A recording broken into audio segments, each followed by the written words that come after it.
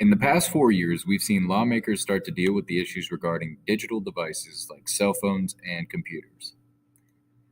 However, most of the focus has been on cell phones.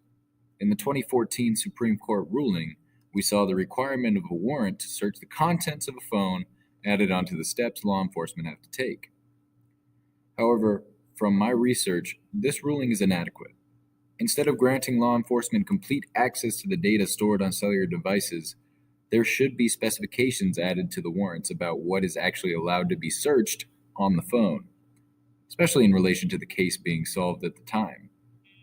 By no means should the entire contents of the phone be considered fair game for scrutiny and examination. There is simply too much raw information that can be interpreted or used against the defendant for there to be no additional requirements for the obtaining of such information. In the process of creating this presentation, I've had the honor of interviewing both a high-power lawyer and a long-standing former member of the Delaware State Police Department. And surprisingly, I received similar points of view from both sides of the spectrum on the topic.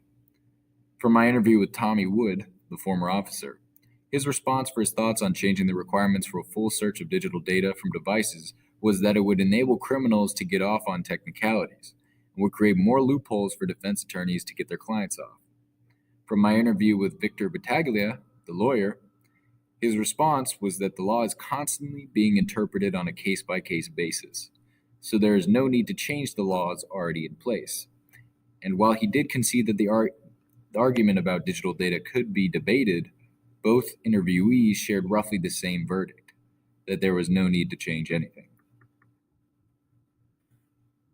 In conclusion, from examining the relevant data and reading through several case files, this presentation can conclude with the decision that Delaware and national law does not adequately protect Fourth and Fifth Amendment rights in regards to warrants and digital data, and that a lack of desire to change should not equate to a loss of privacy and an increase of conviction.